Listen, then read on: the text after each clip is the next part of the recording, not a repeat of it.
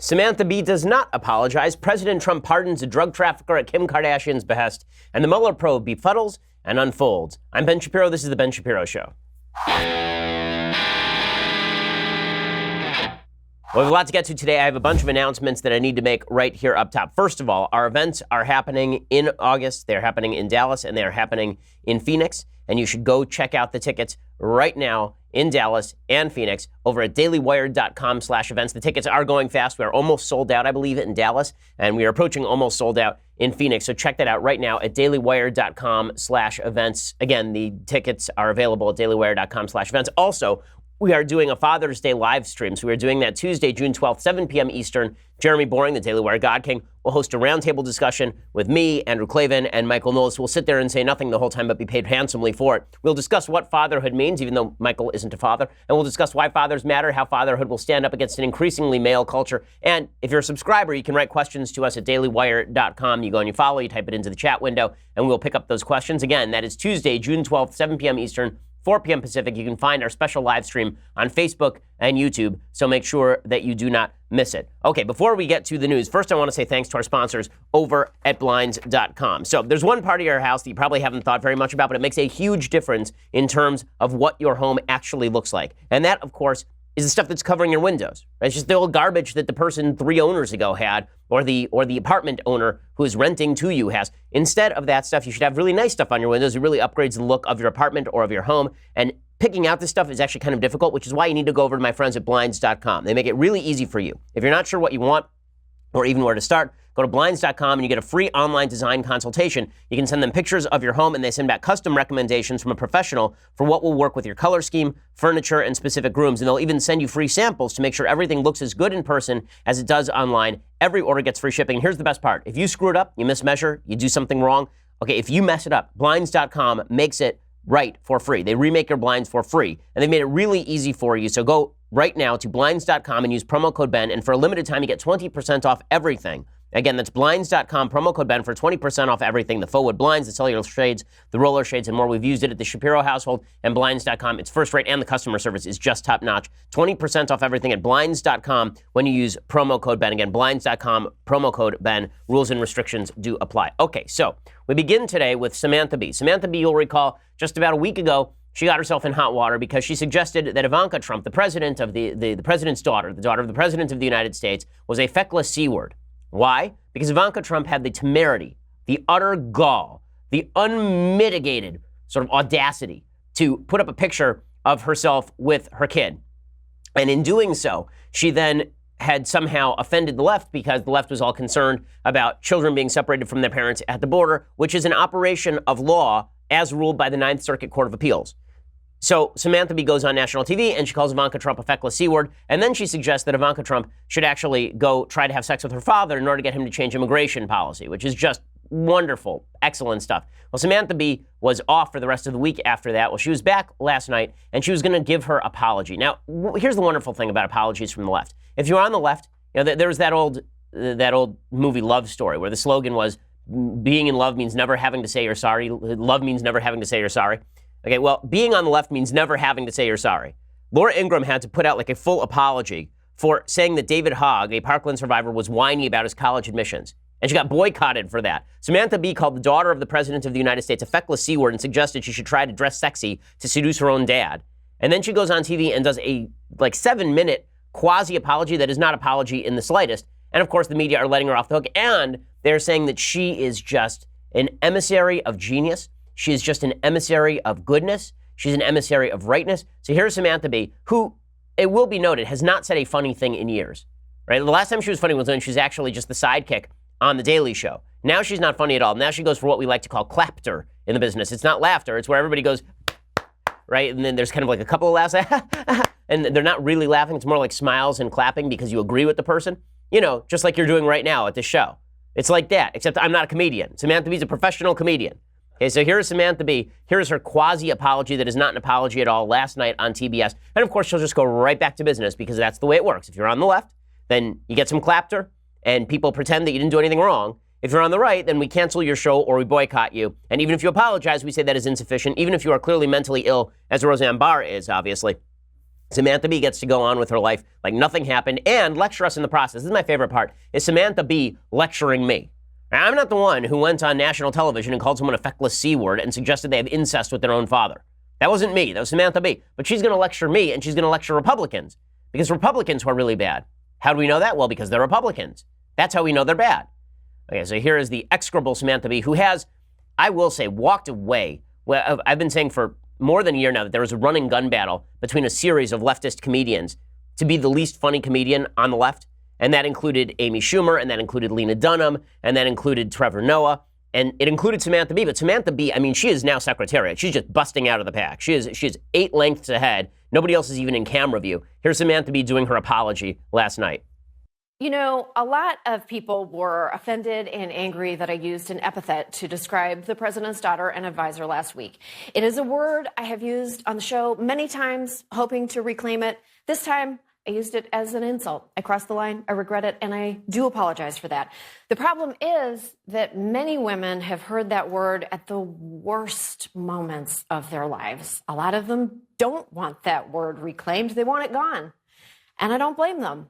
I don't want to inflict more pain on them. I want this show to be challenging, and I want it to be honest, but I never intended it to hurt anyone. Okay, can we pause it for a second? You never intended it to hurt anyone? Every day on the show, she calls someone an awful name, like an awful name that I would never use. She does it every single night on her show, like all the time. And when she suggests that she's trying to reclaim the C word, this is the same sort of stupid logic that I hear with regard to people who use the N word. I'm trying to reclaim the N word and make it a term of empowerment. Why? Why don't you say it's a bad word and people shouldn't use it? Right? The N word is such a bad word that we're not even allowed to say the full N word, which seems to me appropriate. I feel like the C word is the same sort of thing. I've never tried to reclaim the K word. I don't go around at shul, at my synagogue, saying the K word to people. You know, let's reclaim this slur that's been used against Jews for a century. Instead, let's say it to each other, man. I mean, let's reclaim that thing publicly. What's up, my K word? Like, I wouldn't do that because it's idiotic. As I mentioned last week, I wouldn't do that with, like, Jess, is this something you do in your community? Jess is Hispanic. So, Jess, do you run around your community calling each other the S word? I assume not. That's probably not a thing, right? Like, people don't do this on a regular basis because it's idiotic. Okay, this is just an excuse that she's making for being a nasty person who likes to use the C word publicly, and then she gets to claim it's all about empowerment. She continues along these lines. Samantha Bee, oh boy. Many men were also offended by my use of the word. I do not care about that. That's hilarious. I hate that this distracted from more important issues. I hate that I did something to contribute to the nightmare of 24-hour news cycles that were all white-knuckling. I should have known that a potty-mouthed insult would be inherently more interesting to them than juvenile immigration policy. I would do anything to help those kids. I hate that this distracted from them, so to them, I am also sorry. Okay, we can stop right there. Okay, so her real apology is that she did something that distracted from the underlying issue. That was the whole point of her making the joke. Okay, she's a smart lady, Samantha Bee. She knows exactly what she was doing when she went on national TV and suggested that Ivanka Trump was a feckless C word. She knew exactly what was going to happen. This went through writers, it went through producers, it was on the teleprompter. She's reading from a teleprompter right now. She doesn't have all the stuff memorized, obviously. This is just silliness. And when she says, I'm so sorry to distract, I should have known that I shouldn't have contributed to the 24-hour news cycle, she wanted to make news, and so she said this. Okay, it is that simple. This is obviously more her attempting to make news than Roseanne Barr tweeting something out that was execrable about Valerie Jarrett. Like, Roseanne Barr on Twitter is a nut job. This was scripted, right? This was something that was produced. So I don't buy this excuse making at all. And also, by the way, this idea that I can't be offended for use of the C word, why not? I'm offended when somebody uses the N word because vile, uncivil, disgusting behavior is vile, uncivil, disgusting behavior, no matter at whom it is directed. I thought that we're supposed to live in a society where if you see somebody use the C word against somebody inappropriately, we're supposed to step in and say no. I thought that was a good thing. I thought I'm supposed to be offended on behalf of people who are being maligned.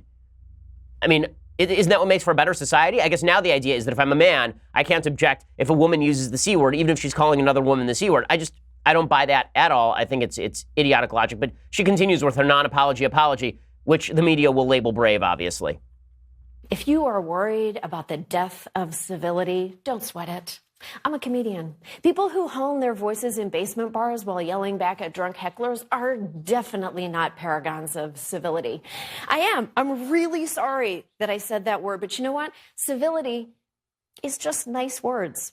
maybe we should all worry a little bit more about the niceness of our actions. Okay, sorry for breaking. Just want to point this out for 1 second. So she says that we should worry about the niceness of our actions rather than the content of our words. Okay, well, let's say that that's the case. Why are you so pissed about everything Trump says all the time then? Right? This is obviously not true. Why are you so angry about what Roseanne Barr says? It turns out that words are kind of actions sometimes. That doesn't mean they're violence. It does mean that they are a kind of thing that has an impact in the world. And pretend that words are all created equal or that whatever we say has no impact is silly. Now, that doesn't mean they should be restricted. It doesn't mean that every word should be met with any sort of action. It doesn't mean any of those things. But to suggest that you are going to make a hard divide between stuff we say and stuff we do, well, I think that applies in certain contexts. That certainly doesn't apply to Samantha Bee's job, whose entire job is to stand in front of a camera and say words. It's not like she's going out there, handing out teddy bears at the border. Right? Samantha Bee's entire job is to say words into a camera that are written for her on a screen that moves before her, right? I mean, that is her entire job. And she obviously doesn't apply this logic to anybody on the right. If I were to say the same thing Samantha Bee did, she'd be calling for my firing tomorrow because that's what people on the left do. So this sort of double standard is really quite absurd in every way. She concludes with a little bit more of this non-apology apology, which the media cheered all the way. America? Listen, I wanted to introduce you to some exciting new additions to our show. These are our new mandatory censors who will be with us from now on. Don't be jittery, guys. I talk fast, but you'll be fine. That's right. They're the best Montana farming censors in the entire business. Unfortunately, this is what we have to do from now on. I know. It's some pretty fun-loving stuff. Okay, so this is the new thing, is that she's going to pretend that she's being censored in some way.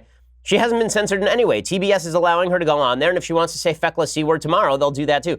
It is worth noting, by the way, that her ratings stink. Samantha Bee's ratings stink, as well they should, because she is not good at this job. But if you look at the posters all around town, so I live in LA, which means that you see Emmy posters everywhere all the time, right? You're driving around, you see on the bus stop, there's an Emmy poster for Samantha Bee. And there is this hilarious thing that's going on right now, where Trevor Noah has a bunch of his Emmy posters that are up, and it features a quote from Samantha Bee. And then Samantha Bee will put her Emmy poster up, and it will feature a quote from Trevor Noah. And then Jimmy Kimmel will put one up, and it features quotes from Samantha Bee and Trevor Noah. And they all have quotes about each other because they're all part of this ideological bubble where saying stuff like Samantha Bee says is not offensive in any way. The only people who would be offended, of course, are these rubes out in the middle of the country who still think it's bad to say the C word about people. Now, again, I'm not going to do the whataboutism thing and point out here that there are people who said the C word about Hillary Clinton, which I thought was wrong at the time on its face. But Samantha Bee is a thought leader, and that ought to make some sort of difference. It won't, according to the left-wing media. Okay, so I want to talk a little bit about Ben Rhodes, who is out there making some insane claims about how your control of information should be, about how your information that you see can be controlled. First, I want to say thanks to our sponsors over at Indochino. So, you're never going to look better, dudes, than you do in a nice suit. Okay, there's a reason James Bond is always well-dressed, and it's because suits look great. Well, Indochino is the world's largest made-to-measure menswear company, and they've been featured in major publications, including GQ, Forbes, and Fast Company.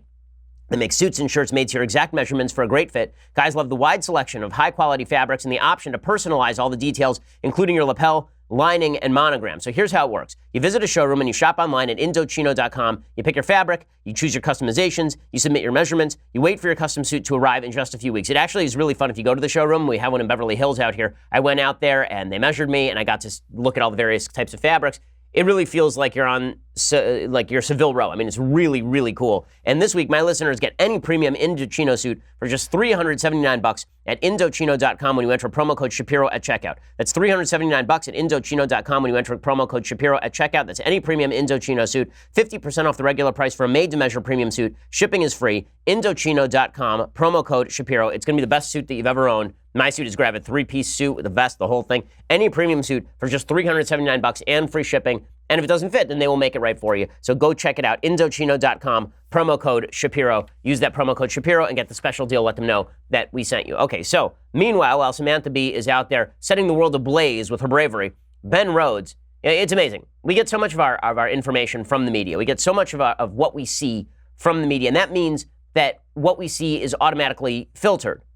And Ben Rhodes wants that filter to be even higher. So in the aftermath of 2016, when the Democrats were utterly stunned by the victory of President Trump, they suggested that what needs to change is the way that information gets to us. Right? The big problem is that we had information that was not filtered by the proper sources. So Ben Rhodes, a man who, as the national security advisor to the President of the United States, Barack Obama, openly said that he had created an echo chamber for information in which he put out false information about the Iranian regime. This guy says the government should ensure that Facebook feeds should be controlled by the government. I mean, this is an amazing thing what Ben Rhodes is about to say. Here's what he said on MSNBC. And frankly, the government also didn't have a lot of capacity to deal with this. We can't edit people's Facebook feeds and say that's fake news and that's not. And what worries me today, Andrea, is that we still don't have a lot of capacity. And frankly, our government's probably not doing anything to prevent this. And so the likelihood that the Russians are going to do this again in the midterm elections and the next presidential election is very high. Okay, so he thinks that the government should now have more control over what it is that we can see. Right? This guy who used the power of government to crack down on what the American people could see and lied about it to the effect that now Iran, a terror sponsor, the greatest terror sponsor on planet Earth, has billions of extra dollars to pass around in pursuit of that terrorism. He thinks the government should be in charge of what we see. The same people who find Samantha Bee funny want to control what you see. Okay, that's the bottom line. The same people who think that Samantha Bee is some sort of halcyon of feminism, that she is some sort of apex of free speech being utilized for truth.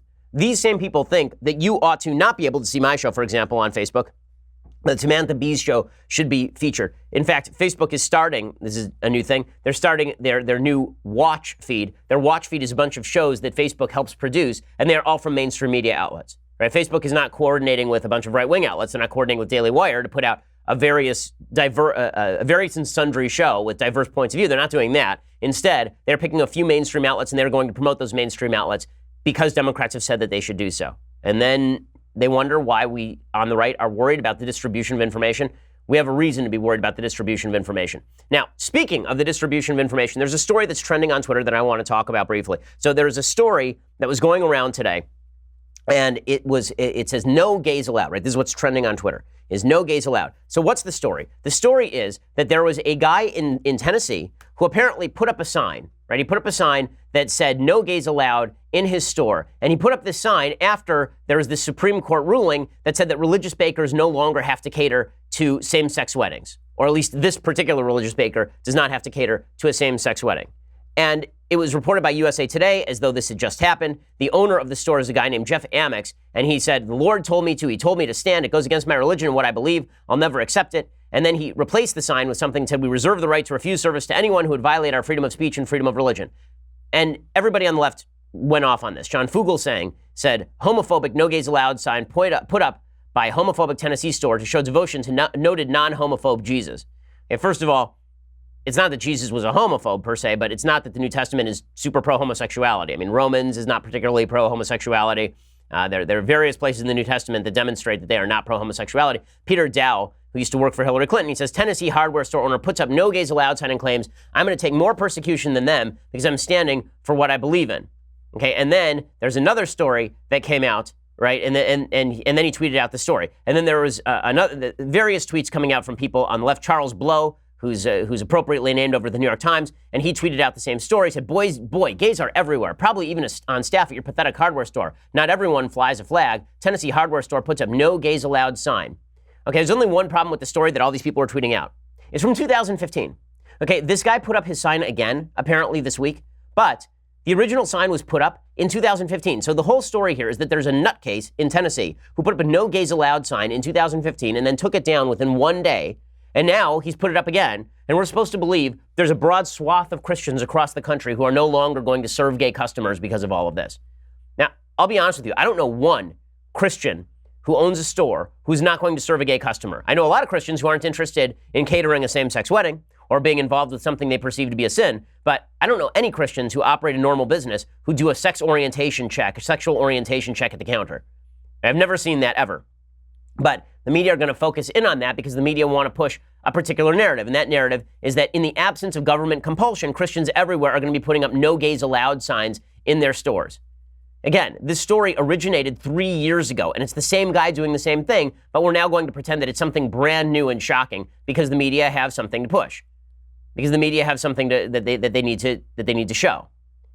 Now, I'll be honest with this. Originally, when we reported the story, we only reported the part about 2015. That was a mistake on my behalf over at Daily Wire. It's a mistake I made while I was reporting the story. We updated the story to correct it and to demonstrate the guy had put back up the sign. But it doesn't undermine the original critique, which is that if you're going to claim that this is happening all over the country, you can't pick the same guy who does this every 3 years and then say, oh my God, something brand new is happening. We see this sort of media coverage, unfortunately, across the board. In California, there's a guy who was running out here for, I believe it was a state Senate seat or the governor's seat, and he was a fellow who was a neo-Nazi, essentially. And there was one outlying poll that showed him at double digits in the outlying polls.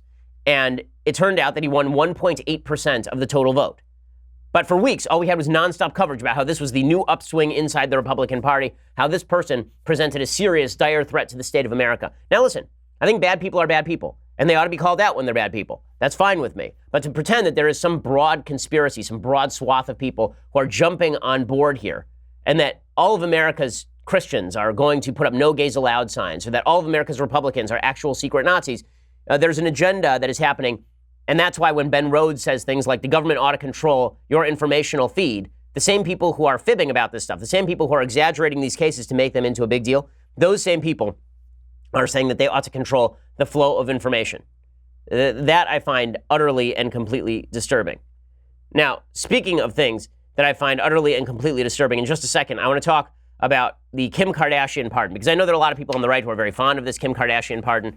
It wasn't Kim Kardashian who was pardoned. She didn't commit a crime, but she was involved with a pardon, and I want to explain why I find this somewhat troubling in just a second. First, I want to say thanks to our sponsors over at Helix Sleep. So, there's nobody on the planet just like you. Thank God, because who needs two of you? But you should have a mattress that is built just for you. And working with the world's leading sleep experts, Helix Sleep has developed a mattress that's customized to your specific height, weight, and sleep preferences so you can have the best sleep of your life at an unbeatable price. Here's how it works. You go to helixsleep.com, you fill out their 2-minute sleep quiz, and they'll design your custom mattress. They can even customize each side for you and a partner. In 2018, Helix Sleep has taken customized sleep to the next level with the Helix Pillow. And they're all new pillows. They're fully adjustable so you can achieve perfect comfort regardless of sleep position or body type. They use these proprietary algorithms, and they bring you the best mattress possible. It really is awesome. You know, we did this. We took the Helix Sleep quiz, essentially, and then they sent us the mattress in the mail. We unwrapped it. We just put it on the bed because it inflates right in front of you, and then we have been using it ever since. It is just fantastic. Helix Sleep has thousands of 5-star reviews, and you get 100 nights to try them out. So go to helixsleep.com/Ben right now. You get up to $125 toward your mattress order. That's helixsleep.com/Ben for up to $125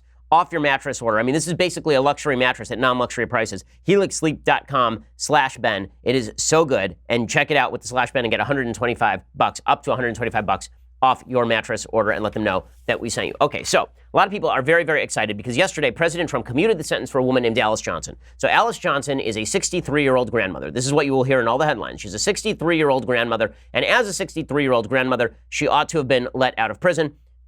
Here is my problem. So President Trump has been rather inconsistent on the drug war. I am somebody who is pretty libertarian on drugs. I think that marijuana particularly ought to be decriminalized. I don't think you should go to jail for smoking marijuana or dealing marijuana. I am not quite as certain about opioids because opioids actually rob people of their capacity to think in a pretty spectacular way that undermines the very basis of the republic. So I'm a little more torn on harder drugs like opioids or, for example, cocaine. Trump has not been torn on any of this, right? Trump has actually said in the past that he wants the death penalty for drug dealers. Here's him at a rally like a month and a half ago talking about how he wants the death penalty for drug dealers. But if we don't get tough on the drug dealers, we're wasting our time. Just remember that. We're wasting our time. And that toughness includes the death penalty.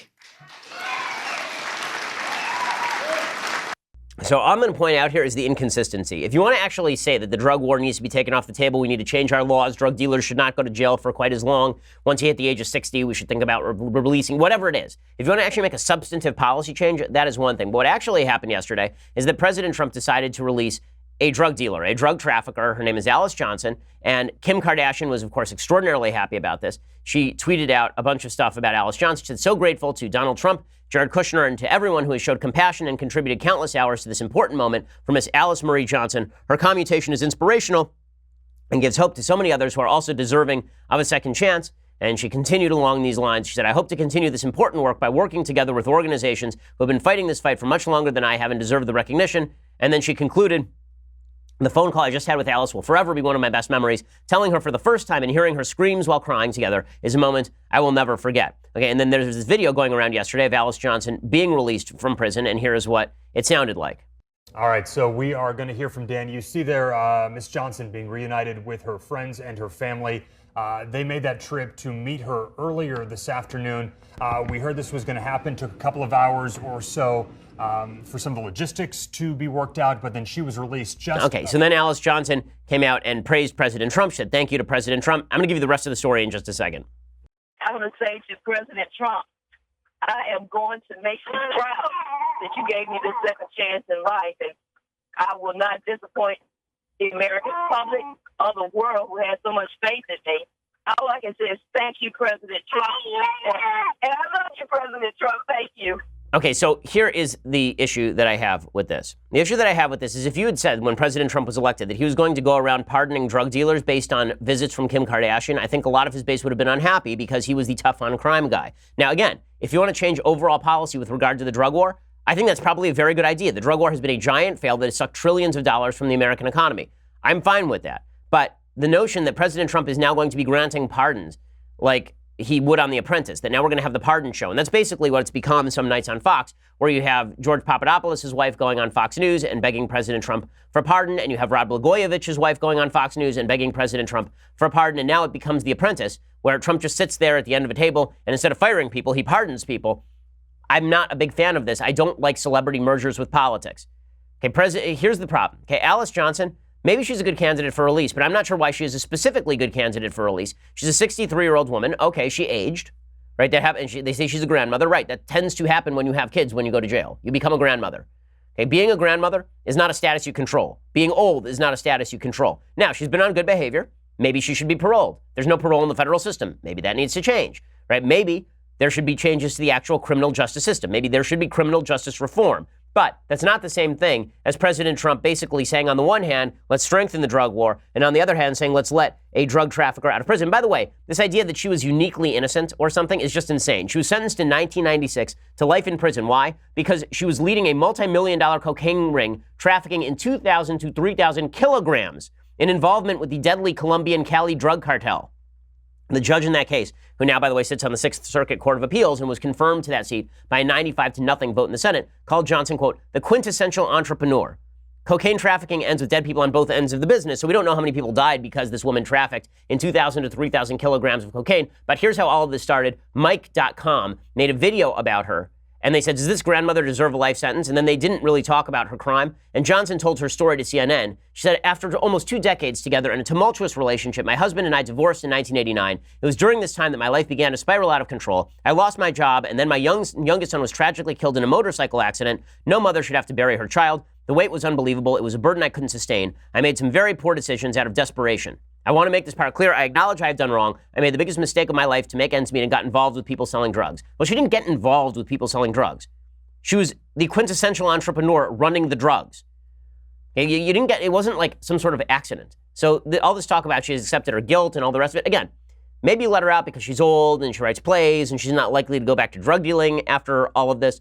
But if you're going to make the case that you need to be harsher on drug penalties, then I'm not sure how you make that case simultaneous with, oh, she was a victim. She wasn't the victim. She got involved in drug dealing herself. That was it. She's a sentient human being. And if you want to change the standard, change the standard. But don't change it just because Kim Kardashian showed up. And this is a bigger issue, okay? I think right now we're in the midst of something that I think is deeply stupid, and that is treating our celebrities like politicians.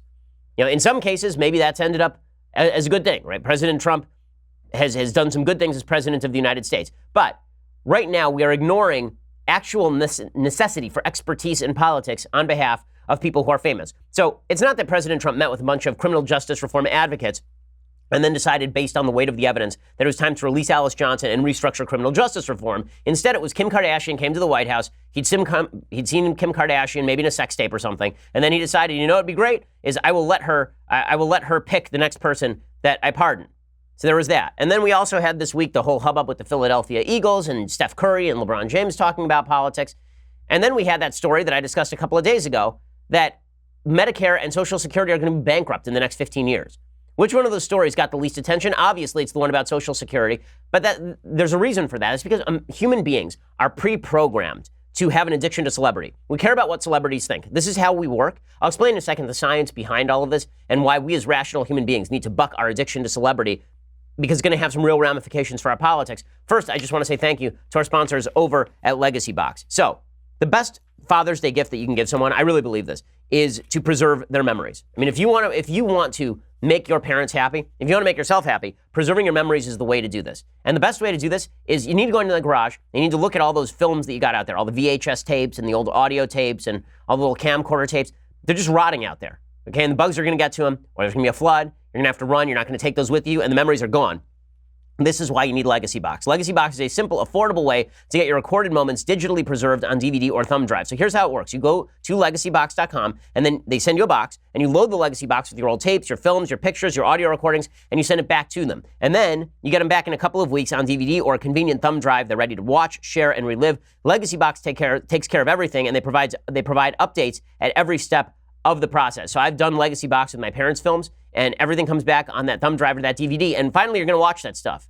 And all the stuff you thought was going to be imperative for you to watch, back when you filmed it, you can actually see it now, right? And Legacy Box takes care of all of it for you. Go to legacybox.com/Ben, enter my promo code Ben, and get a 40% discount on your order. That's legacybox.com/Ben. Again, legacybox.com/Ben. I can't think of a more important gift that you can give to somebody. Legacybox.com/Ben. Use that /Ben, and you get 40% discount on your order. And it's already an affordable price. So go to legacybox.com/Ben and check it out. Okay, so in just a second, I'm going to give you all the science on why we worship celebrities. First, you're going to have to go over to dailywire.com. For $9.99 a month, you can get the rest of this show live, the rest of Klavan's show live, the rest of Michael Knowles' show live. You can be part of our mailbag tomorrow when we do our Father's Day event, which we're going to be doing next week, and you want to ask questions.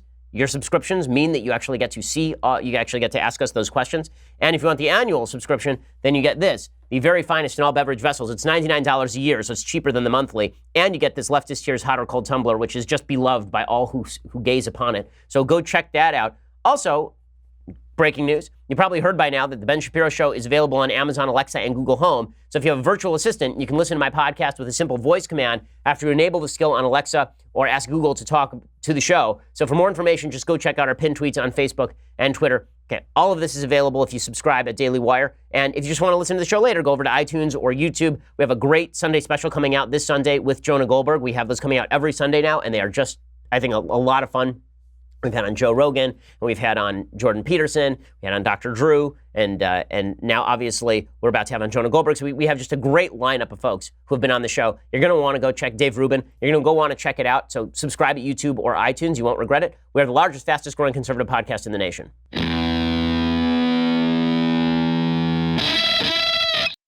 So what makes us better human beings, what makes us better citizens, is overcoming our own inherent biases. Right? We are born with certain biases. Our brains are not completely plastic. We are born with certain biases. Babies already discriminate against outgroups. Babies tend to be violent. Right? We have to, as we become older and more rational, use our rational capacity to overcome those instinctive biases that we have. One of those instincts that we've not paid a lot of attention to, but we really ought to pay attention to, is our worship of celebrity. It makes sense, right? If you're in a small group, there are dominance hierarchies, as Jordan Peterson would put it, dominance hierarchies in smaller groups. Dominance hierarchies just means somebody's the winner and somebody's the loser. It's true in the animal kingdom. It's true among human beings. There's always somebody at the top of the food chain. And because we were evolved to live in these small groups, that means that we look at the person at the top of the dominance hierarchy and we pay special attention to them. Because when they give cues, then that may allow us more survival mechanisms. If we are nice to the person at the top of the dominance hierarchy, if we imitate the person at the top of the dominance hierarchy, if we pay attention to the person at the top of the dominance hierarchy, well, now take that small-scale social group and expand that out to 300 million people. The dominance hierarchy still exists, but the way that we judge dominance is fame and fortune, right? Wealth and being famous. That's how we judge who's at the top of the dominance hierarchy. And so without us even really understanding it, we have essentially this vestigial evolutionary overhang, where we still care what people at the top of the so-called dominance hierarchy think and wear and all of these things, because we were evolved to do that at small group level, and now we do it at large group level, even though Kim Kardashian has no actual impact on our lives, even though LeBron James and Steph Curry have no actual impact on our lives. I mean, this is not me suggesting this. This is evolutionary psychologist Daniel Kruger at University of Michigan. Well, now that addiction to celebrity has infected our politics, because there's another bias that human beings suffer from. So we suffer from a bias toward celebrity, a bias toward the person at the top of the dominant hierarchy. And then there's something called the halo effect. The halo effect is if I see somebody beautiful, I also tend to think that person is smart. If I see somebody beautiful, I think that person is nice. If I see somebody rich, that person must be nice and also better looking, right? This is just the way the human brain works. We tend to attribute all good qualities to one person to whom we have attributed one good quality. So when we look at celebrities, we think, oh, they must know things. Right? The line from Fiddler on the Roof is, when you're rich, they think you really know. Well, that's basically correct. When people are very wealthy or when people are very famous, we tend to think they know what they're talking about. And that holds true even when it's pretty obvious they don't actually know what they're talking about. Right? So we take Samantha Bee seriously, even though she doesn't know what she's talking about. And we treat Roseanne Barr as though she's a political tribal leader, even though Roseanne Barr doesn't know anything about politics and is extraordinarily volatile with a history of mental illness. Well, President Trump is sort of a beneficiary of our worship of celebrity. And maybe that's had some good impacts in terms of policy, but it is not good policy making. The reason being that in the end, when you're making policy for 330 million people, when you're trying to determine the best policy with the fewest trade-offs, what you actually need are people who have studied these issues. And when you're talking about crucial issues like bankruptcy of Social Security or Medicare or Medicaid, going to Kim Kardashian for this stuff is not the right way to do it. And the same thing holds true on criminal justice reform. I'm very interested to hear what people who have studied criminal justice reform from right and left have said about this stuff. I'm interested to hear what Heather McDonald has had to say about this sort of issue. I'm interested to hear what some of the experts who've been put forward by the Trump administration in favor of criminal justice reform have to say about the issue. I think there are good debates to be had about these issues. I don't think that those debates can be had at the level of Kim Kardashian said we ought to let a drug trafficker out of prison. I don't think that's the way that politics ought to be done. But if we pay attention to experts, that's more boring. It's more unfulfilling. Here's what's really interesting about the way our government works right now. On the one level, it is a celebrity government where we care about the president inviting the Philadelphia Eagles to the White House. And on another level, we pay no attention to the actual experts. The actual experts are the quote-unquote bureaucrats who are inside the executive branch who we don't elect or diselect. That was not the way the founders envisioned this stuff. The way the founders envisioned this stuff is the experts were the legislators that we elect. We elected the experts. Those were the people who we were supposed to pay attention to. Those were the people who were supposed to be answerable to us. So now we've got the worst of both worlds. We've got celebrities who we don't elect, who are influencing people that we do elect, who aren't paying attention to the experts, and we have experts that we don't elect that we're not engaging in debate with. So what we have is experts completely disconnected from the public, celebrities completely disconnected from the public, and the only people who are connected to the public are then kicking the ball over to either the celebrities or the experts. None of this is good for the way that the country works. Now, you may like the Alice Johnson pardon. That's fine. I'm not like freaking out. It's not a pardon. It's a commutation. I'm not freaking out about it. I don't think it's the worst thing that ever happened. I don't think it's the end of the world by any stretch of the imagination. But I do not like the basic notion here that we should spend all of our time paying attention to what celebrities think. I think it just makes for bad policy. Now, speaking of that, the U.S. Senate is considering right now the possibility of scaling back the White House's capacity to put tariffs on foreign products. I think that this is about time. I think it's beyond time. Senator Bob Corker, who really is not a fan of the president, and the president is not a fan of his, he's put forward a bill to curtail presidential power on trade. Apparently, Trump called him and a lengthy call and told him to lay off the legislation. And then Corker said that he was going to move forward with the legislation anyway. As a general rule, I think the legislature should be in charge of tariffs. It's not the job of the president of the United States to unilaterally decide misusing federal statutory law when we ought to be putting taxes on our own citizens. Tariffs are a tax. If you tax products coming from China, you are forcing Americans to pay more for that product. It doesn't hurt China that much. It hurts the United States a lot. And the fact is that it hurts China in the sense China can't ship products to us, but it hurts the American consumer too. Okay, it's a tax on the American consumer. Now, if you're using tariffs in order to ratchet down Chinese tariffs on American products, that's one thing. If you're doing it just because you like tariffs and you think it makes America more competitive and trade wars are easy to win, as the president has suggested, that is another thing entirely. Again, just because President Trump is the president doesn't mean he knows what he's talking about when it comes to trade policy. This should be kicked back to the Senate. The fact that Republican senators are shying away from this shows their absolute cowardice on these issues. This was a senatorial prerogative. This is not a presidential prerogative. I would be saying this no matter who was president of the United States in any circumstance. Okay, so in just a second, I want to give you the update on the Mueller probe because there are a couple of updates that are worth noting here.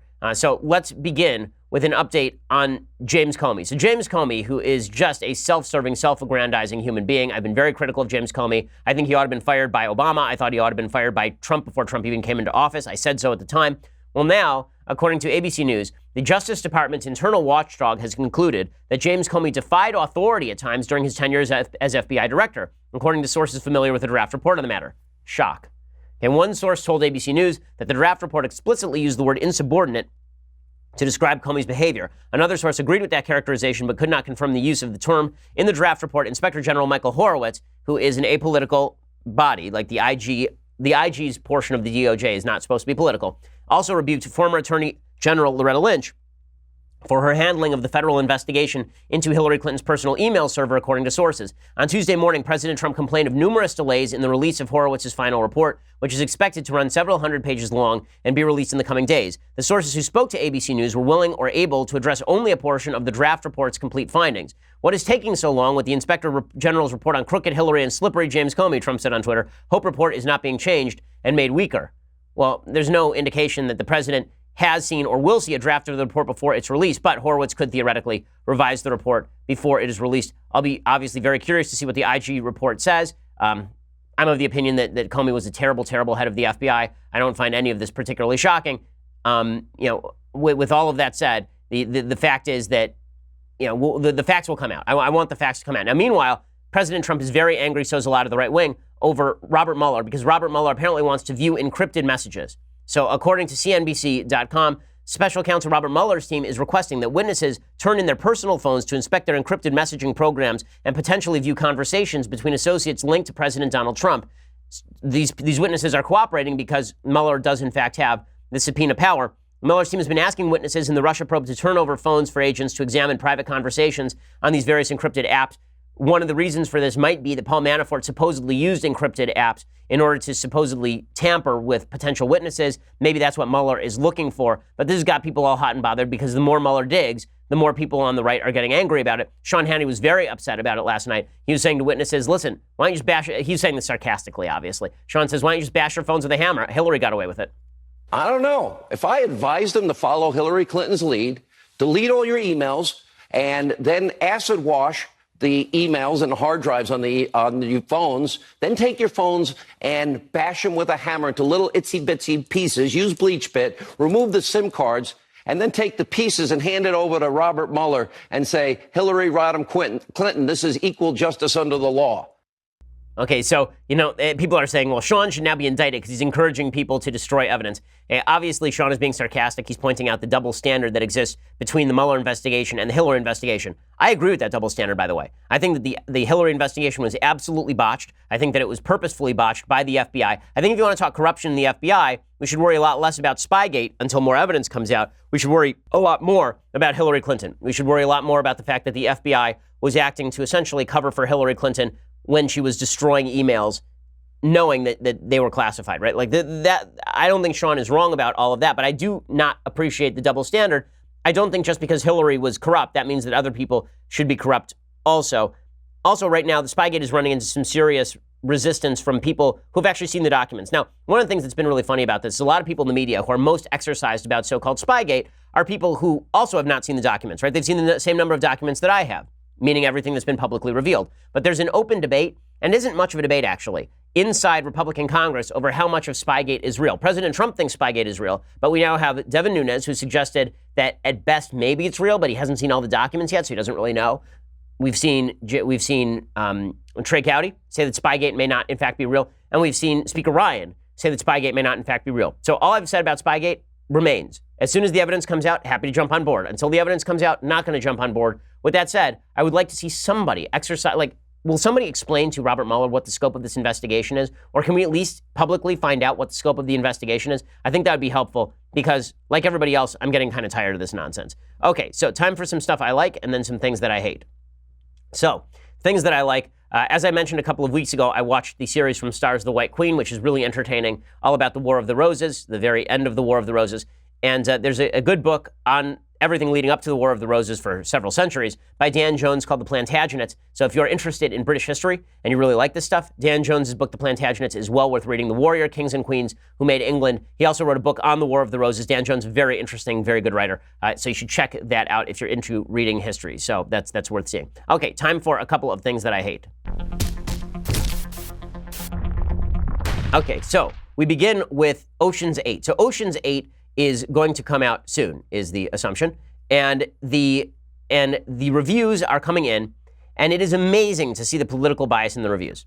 The political bias in the reviews is astonishing, because when you actually read what people are saying about it, they are trying so hard not to say this is a bad movie. It's exactly the same as Lady Ghostbusters. Instead of them just saying, yeah, the movie kind of stunk, they're trying so, it's got to be feminist, because filled with women, and right, they're women who are now doing, it's not Ocean's 11, which is men, now it's Ocean's 8, which is women. And so that means that it has to be good, even if it's bad. So here are some of the reviews. Okay, Leah Greenblatt in Entertainment Weekly writes, Ocean 8's Girls Just Want to Have Grand Larceny conceit is kind of starry, high-glass goof the summer movie season was made for, even if it feels lightweight by the already zero-gravity standards of the genre. So what she's really saying at the end there is it's kind of bad and it's kind of fluffy, but the Girls Just Want to Have Grand Larceny conceit is it's what movies were made for. So the idea of the movie is really good. The movie may kind of suck, but the idea of the movie is really, really good. Here's The Guardian's Benjamin Lee. Remember, all these people are on the left. While great care has been taken in populating the film with infinitely talented performers, there's been less attention paid to the pros behind the scenes. While Ocean's 11 glided through its many sharp set pieces, Ocean 8 inelegantly plods. The smoothness of Soderbergh's concoction, often smug yet mostly rather charming, has been replaced with a bland impersonality and the work of a disinterested hired hand. Snappy, playful camera work and a deft David Holmes score are sorely missed as Ross fills his film with plainly shot montages of superficial luxury that fail to feel quite as sumptuous as they should. So that's a nice way of saying this movie is deathly boring and poorly shot. And then there's Manohla Dargis of the New York Times. So she credits the ensemble cast with keeping the picture afloat. She says that Anne Hathaway is comedy gold, and she says that she has fizz and delectable timing. But she says the movie kind of sucks. Right? I mean, so this is the thing. Like, all of these reviews are basically the same. They're all basically the same, and all of the views. Like, here's Variety. Ocean's 8 is a casually winning heist movie, no more, no less, but like countless films devoted to the exploits of cool male criminals, it lingers most, and not just for 8-year-olds, as a proudly scurrilous gallery of role models. So in other words, because it's women, it's important, right? It's more important than Ocean's 11 was. Ocean's 11 wasn't very important because it had men. Ocean's 8 is very important because women can be robbers too. Women can be high-class thieves too. Now, you may think to yourself, well, haven't there been movies made about female thieves in the past? Wasn't there a movie called Clute about a female thief with Jane Fonda, like all the way back in the 1970s, in which I believe she was nominated for a Best Supporting Actress Oscar? I think she won, actually. Haven't there been films featuring, like, Anne Hathaway as a criminal, like in Dark Knight Rises, where she actually plays Catwoman? Haven't there been films with women who play robbers? The answer is yes. There have been lots of them. Thelma and Louise. Right? I mean, there have been lots of movies about this, but no, it's very important. In just the same way that Black Panther was very important. I'm not saying Black Panther I thought was a good movie. I enjoyed the movie. But there's this sort of clarion call that went out from the tops of Hollywood that this is now an important movie. Capital I, important movie. And that means that if the movie's good, it's fantastic. It's the best movie that ever was made. And if the movie is mediocre, then it's good. And if the movie sucked, then it was mediocre. It's an affirmative action for important movies. I love this. The Wrap. The right people have been hired, and everyone is where they're supposed to be. That level of planning makes the heist in Ocean's 8 run fairly smoothly. As for the film itself, similarly curated with care, it gets the job done without ever being one for the record books. So basically, this is really boring, right? Like, all of these reviews are exactly the same. They're blandly the same. It is really, really funny. This is Justin Chang of the Los Angeles Times. Ocean's 8 has something to prove, and that determination is both its strength and its limitation. It works hard, stays on point, delivers a few nifty surprises, and sometimes rises to a thrilling pitch of excitement, at least before the story peters out in its belabored third act. What the movie refuses to do is dazzle or resonate or overstay its welcome, which is another way of saying it doesn't really linger. As eights go, it could stand to be a little crazier. Again, they're working so hard not to say the movie sucks. I've never seen critics work so hard not to say a movie sucks before. Usually critics revel in writing bad reviews. And really, like, if you're a movie critic and you get to write a bad review, it's juicy. You get to sink your teeth into how bad the movie is. You get to, like, pull out all the stops and be as mean as you want to be. You get to be Triumph the insult comic dog. Here, you could have comedy gold with the biggest Hollywood actresses on planet Earth. I mean, these, like, universally, it's like Cate Blanchett and Anne Hathaway. Like, every major actress of the modern era is in this movie, and the movie stinks anyway. I mean, if you can't make fun of that, I don't know what you can make fun of. It's like making fun of the Los Angeles Lakers back in the early 2000s when they got Gary Payton, Karl Malone, Shaq, and Kobe, and they somehow lost to the Detroit Pistons, right? Like, there's no way to not make fun of that. There just isn't. Okay, other things that I hate. So Google has decided it's important to change its emojis. So this is a real thing. So there's big talk about inclusion and diversity at Google. So if you need any evidence of Google making this a priority, may I direct your attention to the salad emoji. We've removed the egg in Android P Beta 2, making this a more inclusive vegan salad. The egg was too insulting for vegans, so they removed the egg in the salad emoji. This is how you got Trump. This is how you got Trump, you idiots. My goodness. You know what I'm insulted by? Salad in general. I'm insulted by people who say salad tastes good. They're full of it. They're liars. Okay, anyone who says salad tastes good, and then they say, oh yeah, no, I'm going to forego the bread. I'm going to go for a salad. Yeah, you're a liar. Okay, I'm talking to you right now, you. If you say, oh no, I love salad, lies. Okay, you prefer salad because you don't want to get fat. Got it. That's totally fine. But can we stop with the gaslighting, please? Okay, the salad, what makes a salad good is the dressing or the cheese or the meat or the stuff on top of the salad. Nobody ever has said, you know what? I need a real treat tonight. Give me some lettuce with a tomato on it. No one has ever said that. So I'm insulted by this emoji just because it's salad. It should be immediately removed. And instead, they should put if you want to be nice to the vegans, put like vegan ice cream. Okay, like make it taste somewhat decent. Like stack some sugar on top. How about just like a sugar cane? How about that? That's vegan, right? But, okay, salad's, okay, so I guess I went off track here. Salad's stupid, I guess is the point that I'm making here. Salad's gross. And anyone who says differently is lying to you. Okay, final thing that I hate today. So, a Maryland Democrat decided that it was necessary to cut an ad insulting the President of the United States. Why? Because this Maryland Democrat happens to be pro-LGBT, and here is what the ad looks like. I'm Rich Madalino. I'm running for governor to deliver progressive results and to stand up to Donald Trump. Here are a few of the things I've done that already infuriate him. I protected Planned Parenthood from the Republicans in Congress. Take that, Trump. I helped ban assault weapons in Maryland. Take that, NRA. I believe in public schools, not vouchers. Take that, Trump. And Betsy DeVos. Yeah! And what's the number one way I piss off Donald Trump and the Republicans? Take that, Trump. Okay, a few things about this ad. So, number one, using children as little props. Take that, NRA. Ask the 7-year-old what NRA stands for. No clue, right? And then do you think Trump actually is like, oh my God, they kissed. Oh my God, the gay guys kissed.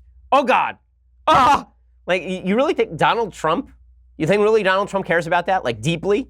Donald Trump held up a rainbow flag at one of his rallies in 2016. Do you think that Donald Trump, take that Trump, like really, if you think that part of the resistance is you effing your husband, I'm so confused by this.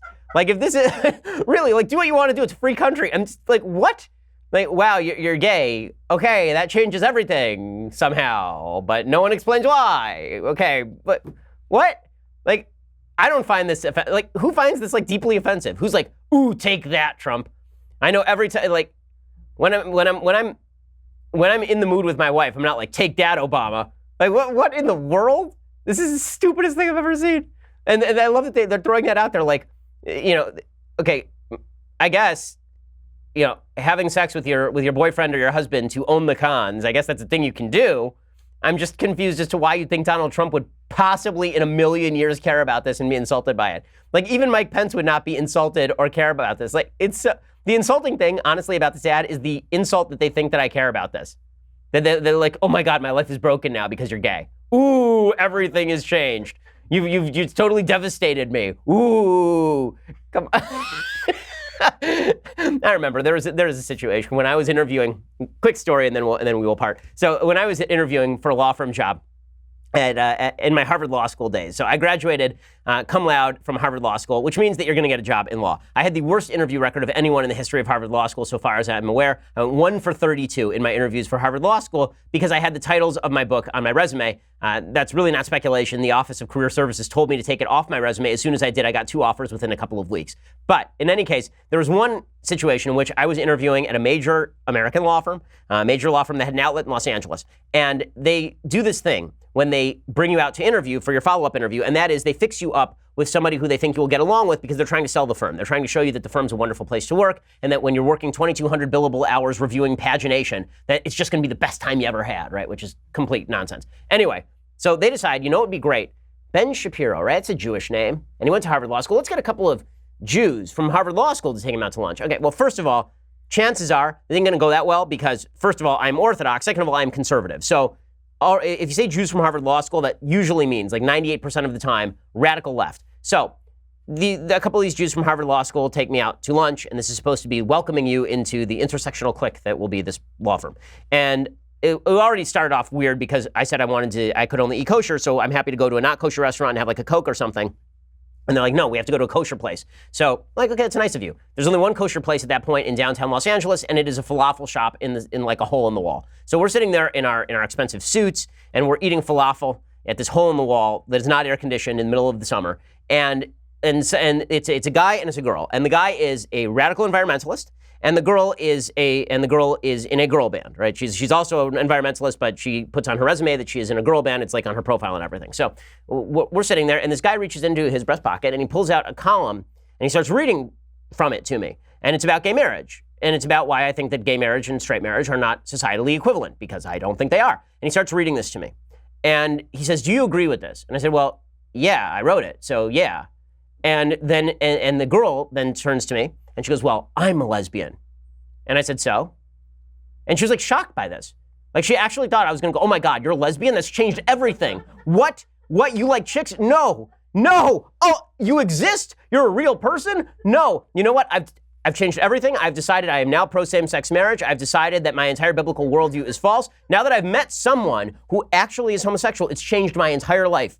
Okay, that didn't happen, obviously, because that's stupid. That's stupid. Do whatever you want. It's a free country. No one cares. But the fact that people on the left think that they're like owning the cons by being gay, like, all right, if that's what floats your boat, if that's what gets you going at night, I guess it's a weird pickup line, but sure. I mean, make your night better by owning Trump. All right. We'll be back here tomorrow with much, much more and hopefully less stupid news. I'm Ben Shapiro. This is the Ben Shapiro Show. The Ben Shapiro Show is produced by Senya Villarreal, executive producer Jeremy Boring, senior producer Jonathan Hay. Our supervising producer is Mathis Glover, and our technical producer is Austin Stevens. Edited by Alex Zingaro. Audio is mixed by Mike Caramina. Hair and makeup is by Jesua Alvera. The Ben Shapiro Show is a Daily Wire Forward Publishing production. Copyright Forward Publishing 2018.